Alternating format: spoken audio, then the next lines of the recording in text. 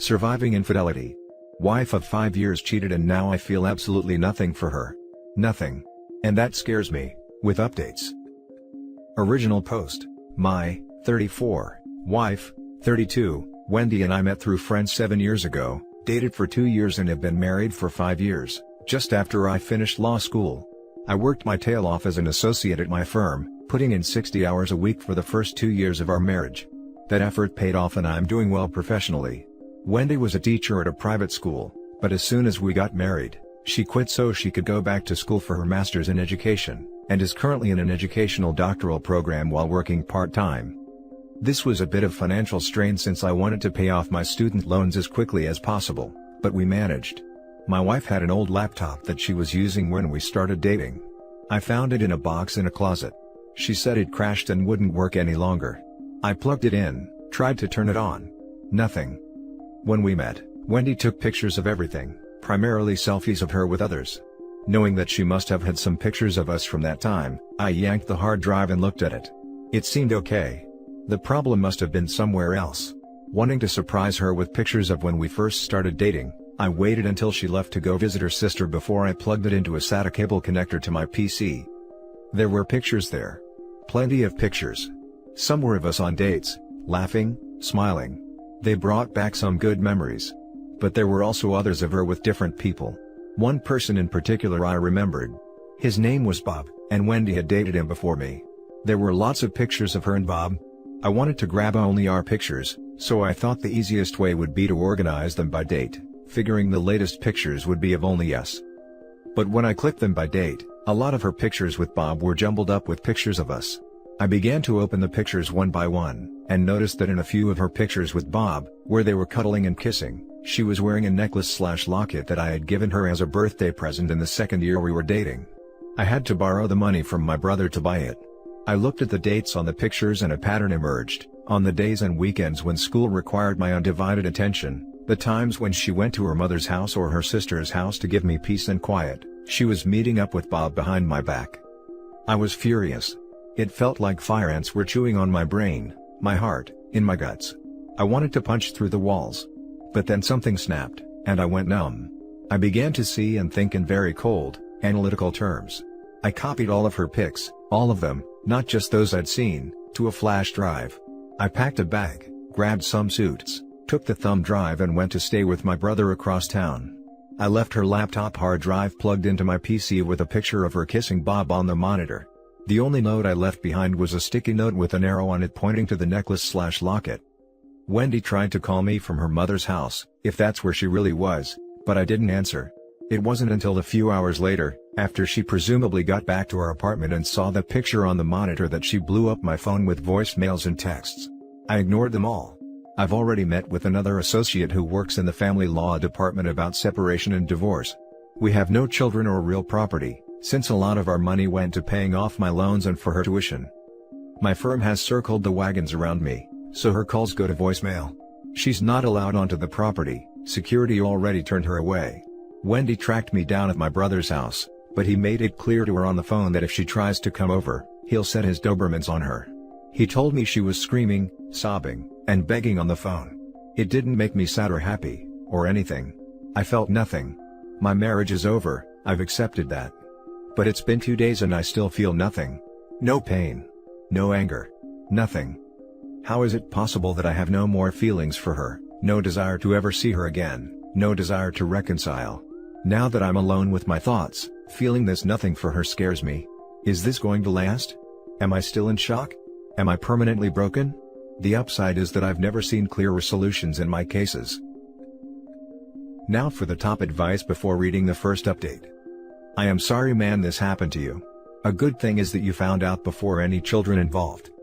I am not going to lie man, I would do the same thing and never look back, though I think eventually you will meet with her and her sob story. I was lonely, it was nothing, I realized I love only you etc.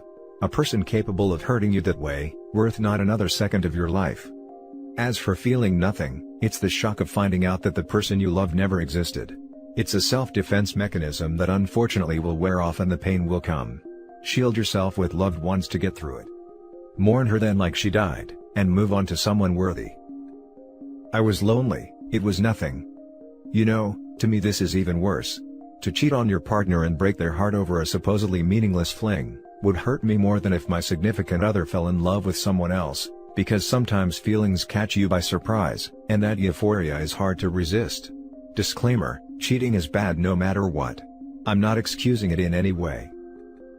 The opposite of love isn't hate, it's indifference. As a fellow lawyer, I understand how hard the work-life balance can be. At least you should be able to make a clean break and move on. The lack of hate or anger isn't necessarily a bad sign for you or your future relationships, just your current marriage. All the best. The opposite of love isn't hate. It's indifference. The truth. Just stop caring about them. Hate shows that you have them on your mind. But indifference makes their existence blur away. It's only been 2 days. Maybe you are still in shock? Best advice at this point would be individual counseling. Good luck. This, but also having experienced something similar myself, a lot of our ideals about who our partner is as a person shapes our feelings for them. When you find out something that completely shatters that ideal, it's like the person you loved stops existing, never existed, and the person left in front of you is a total stranger. It's been 6 years since my 9-year relationship ended, and I still have not cried over it. There was a small window where I missed them about 8 months out, but it was only because dating was an emotional pain in the neck and I missed the stability, and the distance started to rebuild some of those false ideals. Luckily, I did not entertain that rabbit hole, and my life is so much happier than I ever was before with that partner. Now for the first update. First, let me thank everyone for your replies. I'm overwhelmed by the positive responses and want to thank everyone who's experienced the same numbness for sharing with me. It helps to know that it's a normal response. I'll look into individual counseling in the near future. The associate at my firm handling my case, let's call her Gail, reviewed the other pictures on the flash drive and found quite a few where Wendy is cuddling/kissing Bob, and the engagement ring I gave her is easily discernible. When I was told this, I didn't feel any pain or anger, only elation. I smiled. Oddly enough, I asked Gail why this awful news made me happy. She said that it's because it vindicates every action I've taken since I left. I've been no contact with Wendy, and all communications have been through Gail, except for her family and friends who mistakenly think my brother and his wife will be a sympathetic ear. They're not. Gail's already prepared a separation agreement and scheduled a meeting with Wendy on Thursday afternoon. Gail made it clear to Wendy that if she isn't represented by a counsel, then I won't be attending. A word about Gail. I can't post her firm nickname, but let's just say if you think Pit Viper, you'd get the right idea. I'm glad she's on my side. We'll be filing the petition for divorce shortly. Gail believes any spousal support will be minimal and end quickly, as she said I'll likely get stuck paying the rent for the next 5 months until our lease ends and Wendy completes the last of her doctoral courses. The only significant asset we have is the account with our savings for a down payment on a house, but it's a dual signature account with no ATM access. Thank you long forgotten bank guy, for suggesting that as an extra security measure against fraud. My sister-in-law went over to my apartment when Wendy was supposed to be at her part-time job to grab more of my clothes and personal items. She ended up listening to Wendy for a couple of hours. The Redditor who said Wendy would straight up lie about pretty much everything nailed it. The whole time sister-in-law was packing up my stuff, Wendy was telling one easily provable lie after another. Getting nowhere, Wendy asked sister-in-law, "Isn't there a guy in your background that just gets inside your head and you can't say no?" So, I guess that's my answer to why she cheated. Bob is a Jedi and Wendy is weak-minded. By the way, sister-in-law did answer her question. Yes. I married him. Spending time with my brother's family has kept me from feeling isolated. My nephews are crushing me in video game and I'm enjoying every second of it. Work's going great and the partner who oversees my department stopped by to tell me that he's really proud of how I haven't let this personal issue negatively affect my work. Well, that's it for now. Thank you to everyone that replied with supportive posts. I can't explain how much it helps to know I'm not the only one to go through something like this or the apathy I feel toward my soon-to-be ex. Now for some top comments before reading the final update. Sister-in-law's answer crushed it. You owe her big time. Congrats man. Glad your firm stood by you. Excellent, blindsided, regrouped, plan of action, pulled the ripcord, and safe landing. Besides your career, go do what you always wanted to do, learn to fly, sailing lessons, sailplane lessons, scuba, kiteboarding, race car driving lessons. You will meet new and interesting people while learning and having fun. Congratulations on achieving apathy toward your wayward wife. That is the state of being to aim for when ditching a cheater. Some of us have struggled for years to achieve the Zen of May. It appears that you are the anti-manipulation Jedi Master. Great job and good riddance to her. And now for the second and final update. Wendy found a lawyer, Todd. Gail and I met with them on neutral ground at another firm. We all had to wear masks due to COVID, which made it look like we were there to rob the place or something. It was the first time I'd seen Wendy since she left to go to her sister's/mother's house. Wendy looked like hell. Bloodshot eyes, dark bags underneath. Tear had streaked her makeup. The skin on her neck was covered in hives.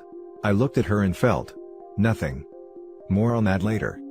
The second she saw me, Wendy blurted out that she was sorry for everything, that she loved me, that she couldn't live without me, that this was all a mistake.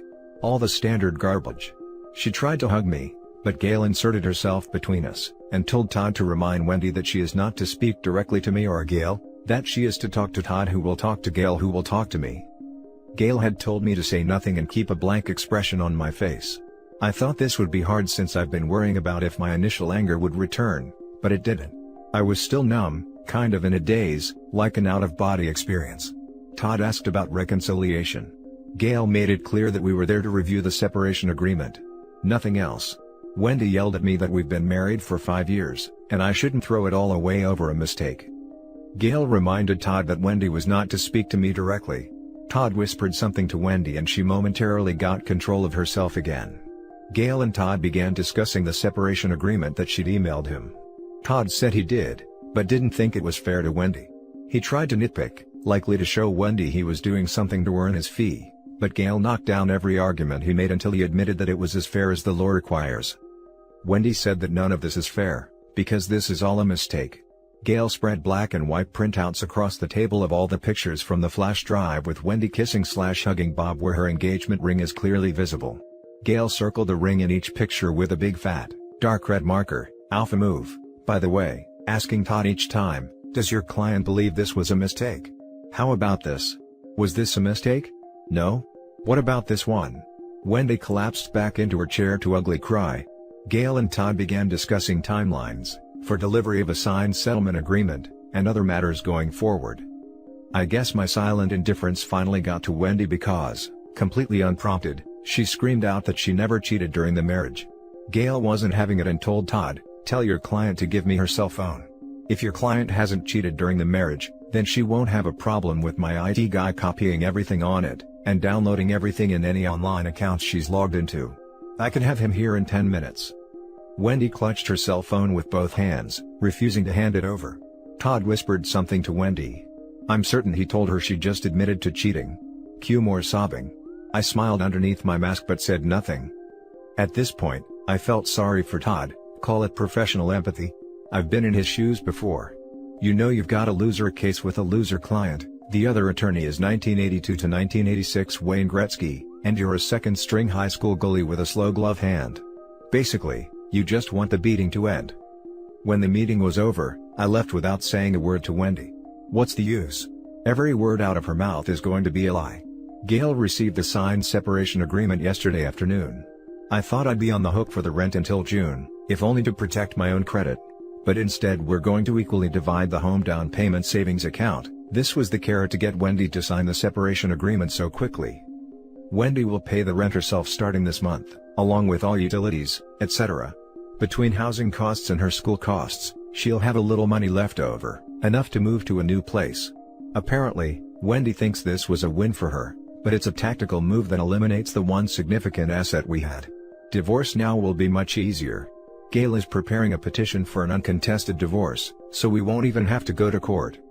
Here's the best news, turns out that while we were in our 5th year of marriage, we haven't been married for a full 5 years.